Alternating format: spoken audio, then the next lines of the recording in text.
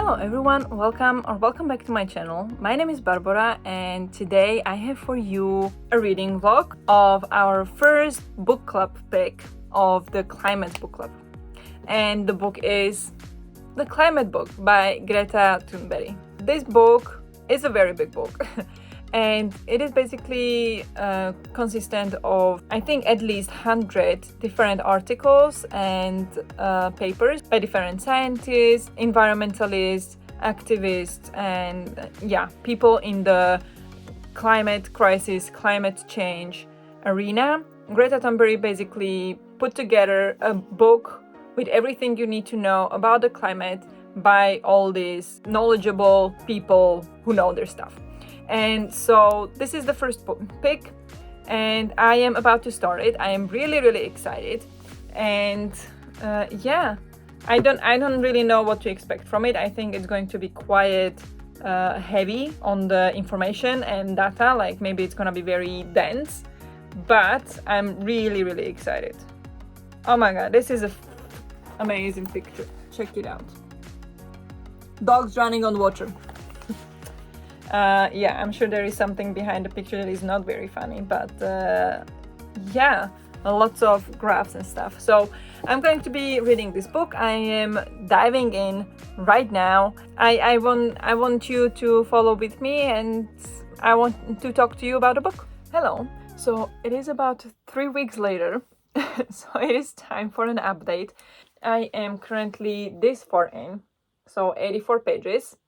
So not that much. I am on part 2. So part 1 of the book was about how climate works. Yeah, just the basics, really. And then the second part is about how our planet is changing.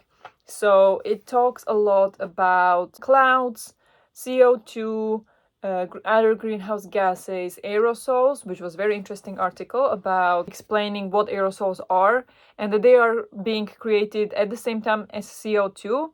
However, they in most cases actually cause the climate to be cooling down. So if it wasn't for aerosols, the average temperature would be about, I think, 0.5 degrees higher than without aerosols. I think something like that. So that was very interesting. But then it also said that there are definitely problems with that, because we can't just assume that, we can just release more aerosols to the air and then it will cool down the earth. The problem is that the aerosols are released only with some CO2 as well. So that's the big problem. Because CO2 doesn't dissolve. CO2 stays for decades and centuries in the atmosphere. So what was emitted 50 years ago is still in the atmosphere. So that's the problem. That's what some people are trying to figure out. So very interesting things. But now I came to, so far, maybe not my favorite article, but one that I'm really happy was included and that it's been talked about, and it is Warming Oceans and Rising Seas by Stefan Rahmstorf. It is this one, it's article 2.11, and this one talks about, obviously, warming oceans and rising seas. So we have warming oceans, and there is the graph about how the ocean is warming and how the land is warming. The ocean is warming slower than the land, obviously, because the area of ocean is much bigger. So ocean takes a lot of the heat from the atmosphere. So that's one thing that is being explained. But then it goes on to rising seas and what causes that the level of the sea is rising, which is mentioned to be ocean thermal expansion. So basically the water expands when it gets warmer, the glaciers melting, Greenland ice sheets melting, and Antarctic ice sheet melting. So those are the main causes. And then it goes on to explaining changing of ocean currents. So changing of how the ocean currents and how the oceans move. And this I find particularly interesting because as we know, there is a Gulf Stream, or this warm stream going from basically Mexico to north of Europe. And scientifically, we were told that it's called the Gulf Stream, but it is called Atlantic Meridional Overturning Circulation, or sometimes it's referred to as the conveyor belt of the ocean. And here is how it moves. Here is how it looks like. You can see the blue ones is the land, and then the red one is the ocean, and then the red line means it goes from Mexico up to the Europe, northern Europe, and then it turns and cold stream goes down south around Americas down to the Antarctic. And in this book, it explains how that will be kind of disturbed by warming of the oceans. And I like that it is mentioned because nobody ever talks about it. It was only mentioned once in the document by Leo DiCaprio that I watched. I will pop up the cover here because I don't remember the name, but I will put it here.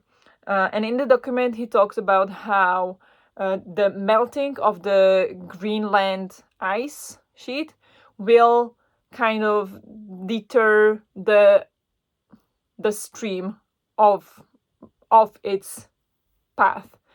Which will cause that the northern Europe will go colder by the climate going warmer. That I never heard anybody else talk about, and I found it really interesting. And now they talk about it in this book, and I loved it so much. So I love that it's explained. I love it because it seems so important. It is not the same as it was said in the Leo DiCaprio documentary. It's not that the melting ice and the cold water will divert the stream. It is more so that the stream itself will slow down and will not go as far as it used to because of the water being warmer and heavier. The warm stream will not go as far north towards Europe as it does now, and that will cause that the northern Europe will be much colder than it is today. Yeah, because New York City, which is quite in the north of the US, it's not north like total north, but it's kind of in the north. And the New York City is quite cold on its own, like the quite cold climate. It is the same level as in Europe is Barcelona, Rome, and Istanbul, which are very, very warm places in Europe. And that is because there is this warm stream going towards Europe. So much of the North Europe is warmer, or is basically as warm as it is because of the Gulf Stream. So because of the global warming, the Northern Europe will turn basically into Canada, and it will be much more snowstorms, much colder. And I find it so fascinating. So I'm really glad that it's talked about here. So far it is sometimes quite repetitive because some things are repeated many times, but at the same time I kind of like it because it just will mean that I will learn it better. But yeah, it is quite difficult to get through because it is a lot of information to go through. So definitely not easy to just to read, I don't know, 100 pages in one sitting. That's not possible, and for me at all, because I just don't do that in normal books either. But in particular with this one. So I'm really enjoying it. Hello, time for another update. So it's been some time since I talked to you. I am really bad at vlogging reading this book because it's just so demanding, and I don't really know what to say without reading the entire articles to you. I am currently on page 296, and yeah, there are a couple of things that I wanted to mention. First of all, I want to talk about the environmental racism chapter. This chapter is written by Jacqueline Patterson, who apparently is founder and executive director of the Chisholm Legacy Project, a resource hub for Black frontline climate justice leadership. So I would expect something really good from this chapter, and I was really excited about this chapter because people are talking about climate justice and climate racism and these things, and that we need equity when it comes to fighting the climate crisis, but nobody ever talks about or explains why and how. So I was really excited that this chapter was in this book, Environmental Racism, but it wasn't explained. It just sounded like this woman is angry. It's as if this article that she's writing is some kind of rally speech, that she just wants to say the things to make some reaction, to get some emotion from the people reading it. But I don't feel like that this book is like that. The other articles in this book are very scientific, and they give all this information and all these statistics and data and explain in detail everything. And of course, there is still lots more stuff to talk about. But in this particular article, there is nothing. And the some things that are mentioned here, like how horrible it is and how racist the governments are towards these minorities and minority communities, it doesn't make sense to me. Extreme storms and flooding have ravaged BIPOC communities in Alabama, New York, Louisiana, and Florida time and time again. And urban, primarily BIPOC communities are being baked by the increased heat island effect as temperatures rise and heat waves become more frequent and intense. Like, yes, but so are all the other people. Like, explain to me. Like, I'm not saying that the environmental racism is not a thing. I just need it explained more. Like, this doesn't explain why there is issue with the racism in here. It just mentions that these people, these BIPOC people, are struggling with heat island effect and with floods and storms. But so are all the other people. So are all the white people in these areas. Well, you need to explain that it is because these communities don't get as much funding from the government afterwards to support the reparations, or these communities don't get enough funding to prevent these extreme weathers from damaging the communities as much as white communities, or why is it? Like, it doesn't explain, and it bothered me so much because I was just so excited about this chapter, but it didn't say anything. It didn't say anything. So I was disappointed in that one. So I'm really excited to get in later in the book club to the book Climate Justice, where I believe this will be talked about more and will be better explained, I believe. I hope. I really hope. But then right after that, right next chapter, was Climate Refugees by Abram Lustgarten. And this chapter was amazing. This chapter was talking exactly who climate refugees are, who climate refugees will be, how it's going to influence the societies, why, which areas, why is it affecting different areas more than others. And this was amazing. It's still like you still would go and dig deeper into these things as you would with every single thing that is in here. You can go and truly dig deeper, go and research all the articles and everything that could potentially explore more of these ideas, and read more about these people, because these people are experts in what they are saying. So there is much more information from them online, so you could definitely learn from all of them a lot more. So that's just how this book is. But that one particular, the environmental racism, should have been done much better. Another thing, I got to the point where there are finally some parts where they are disagreeing with each other. As it was stated in the beginning, that these are different people, different scientists, and their information might vary and might differ from each other, and there might be some disagreements. So I found a couple articles that are like that, where one person was explaining it like, okay, we seriously need global solutions. This is not ideally done by local because the problem is too complex. And the next article, the next scientist would be like, try to tackle it globally is too big of a task. We need to start from different nations because different nations have different requirements and different situations. And I think the truth is somewhere in between, that we need to work with both of those and differently in different areas of combating the climate change. So yeah, that was interesting. Today I was reading about the transportation. The chapter this is in, or the article is 416. It is The Challenge of Transport, written by Alice Larkin. And this one talks about all the transport, whether it is person transport or it is freight transport or whatever it is. All the transport has some kind of carbon emissions. And so there are like different graphs showing how much impact different things have, and different areas as well. So Asia, Latin America, Middle East and Africa, and then OECD, which I don't know what it is. I think it is like the North America and Europe, like developed countries. But then there is one graph that I didn't fully understand.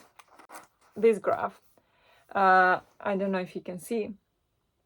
It shows a comparison of greenhouse gas emissions and intensity. And then you have long haul flight, first class, short haul flight, business, car, large diesel, car, medium petrol, car, medium diesel. Then you have ferry, car passenger or ferry foot passenger. You have light rail and tram and all these things. And they all have different impact or different emissions. And I don't think this graph is very clear, because says it is kilogram carbon dioxide emissions per passenger kilometer. That means that this data is 1 kilometer only, but is it passenger or is it the vehicle? That I'm not sure, because it is explained that if you compare car, then if there are two people in the car, then these emissions are halved. So that means it is per vehicle. But then it means the same for the plane. And for the plane, for example, for the economy class, you would have there like 80 people in the plane. So then you divide this by 80, and suddenly I realized I was comparing, I would take the short haul flight in economy compared to the car that we have driving 2,000 kilometers. It seems that the plane actually flying would be more environmental than taking a car for that distance, which I'm not sure I believe. So that's something I need to research more. But that was very interesting. And after that, we ended up with boyfriend calculating. We are planning a trip for the summer, so we are now thinking what a difference it would be to go by car versus by train. And there is a good reason we want to go by car. I'm not going to go into that, but thinking that a certain stretch of it we could go by train, and then we could rent a car instead. Anyway, I found out that in Sweden, to go by train versus to go by car, it is insane difference when it comes to carbon emissions, because car, the model that we have, has approximately 100 grams of CO2 emissions per kilometer. So we would say there's two people, so that's 50 grams per person. While going by train is 0.0039 grams per kilometer per person. So comparing 50 grams to 0.004 grams is the difference. And if you go 1,200 kilometers, that difference is insane. It is, I think going by car is 12,000 times less sustainable than going by train. It's insane how big a difference one person could make, and yet it doesn't matter in bigger picture, because we are now talking about, let's say we would drive those 1,200 kilometers, and then we have, let's say 100 grams, because per car.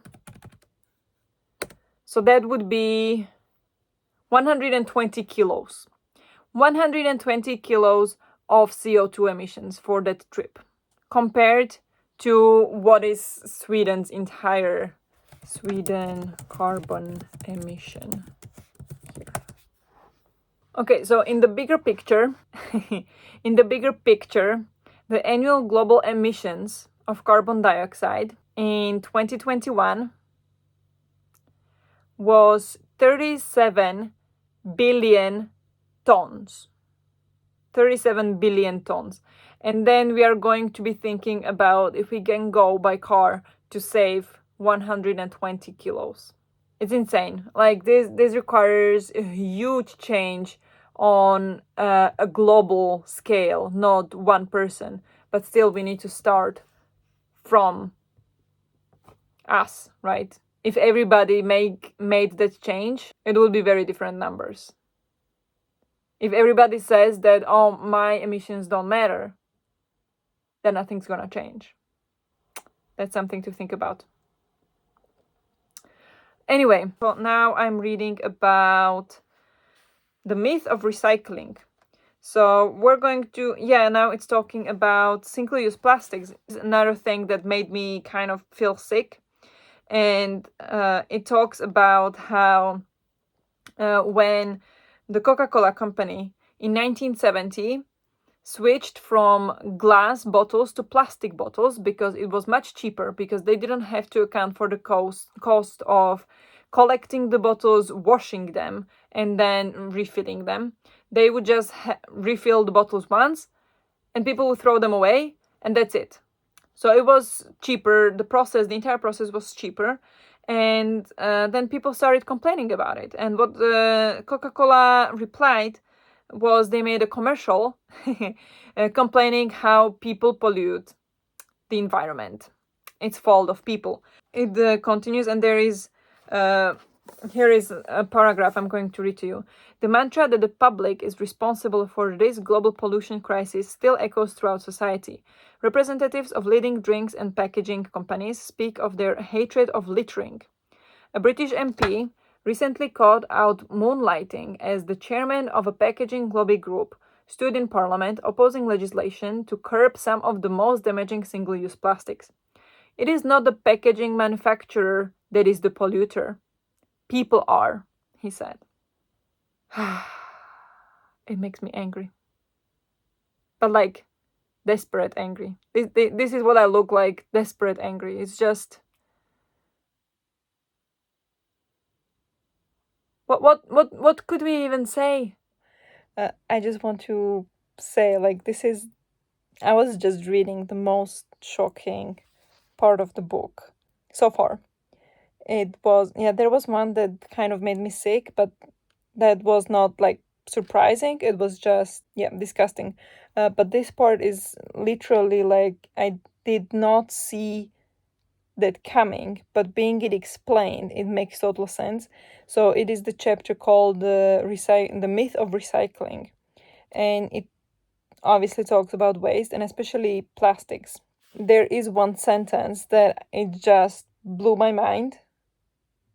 It's not like, profound or anything. It's just like, seriously. And then it explains, and then I understand. But the sentence is, the narrative of recycling is perhaps the greatest example of greenwashing on the planet today. And I was like, does it mean recycling is bad? What's happening? For decades, we've been taught that we need to recycle paper, glass, metal, plastics. We need to recycle.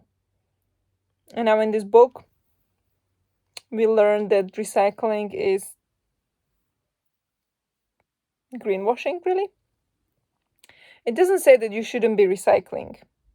It just says that it sounds good, but it's not done properly. It says that the governments use recycling and policies around recycling as they are doing enough, while exporting the waste to other countries where they don't have capacity to take care of it. Like, for example, it then explains the UK is the second highest producer of plastic waste per person in the world, behind the US. In 2020, the ministry in charge of waste claimed that Britain was recycling 46% of its plastic. In the same year, Greenpeace found that over half of the plastic waste the UK government counted as recycled was sent overseas for other countries to deal with. The following spring, Greenpeace investigators visited Turkey, the number one destination for British plastic waste in 2020, taking almost 40% of total exports. We found that half of these exports were either mixed plastic, which is extremely difficult to sort and recycle, or unrecyclable plastic. But the UK still counted it as having been recycled. At 10 sites around the outskirts of Adana in southern Turkey, investigators documented piles of plastic waste, much of it from UK households, dumped illegally in fields, near rivers, on train tracks, and by the roadside. In many cases, the plastic was on fire or had already been burned. Yeah, it just goes into and like explains how we can't say we're doing enough by recycling. We need to limit our waste. That's the only way to move away from this practice. And especially for big companies and corporations to start using reusable products, not one-use plastic. But so that needs to be pressured, not recyclable. Yeah, anyway, that was a quite shocking part, and I didn't expect it, and I don't know what to do with myself now, because yet another thing to face. But yeah, but what else did you expect from this book? I mean, gonna learn how awful we are. That's so depressing. That's not true, but we just need to do better. We just need to do better. Yeah, yeah, I made the note on when she was talking about the colonization of atmosphere. And it's like, I wrote, she's just saying it how it is, blunt and direct. And in the bracket, I kind of like it. So see, sometimes it will work, sometimes it will not. Like with that one, obviously it worked. I liked it, but I didn't like when she was saying that you have to earn hope, because what is that nonsense? So you know, should we conclude on the climate book then? I would definitely recommend to anyone who is interested in learning about climate change.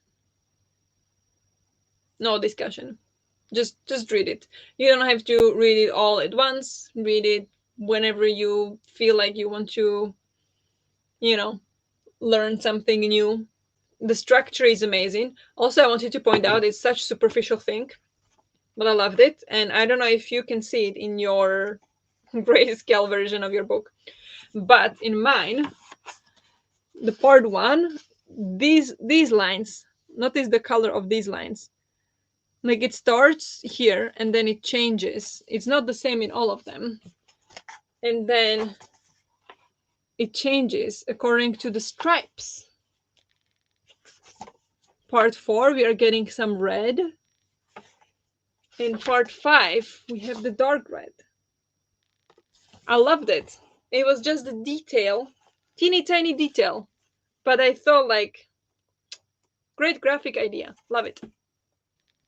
Yeah, best read a little at a time and a good overview of a lot of topics so you can find what you want to do more research on exactly. There is always good to get more research into some of the topics, because this doesn't cover it even close. So yeah, definitely agree.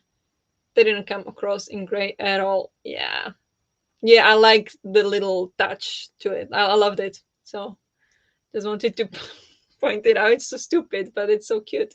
Yeah, I give it then 4 stars.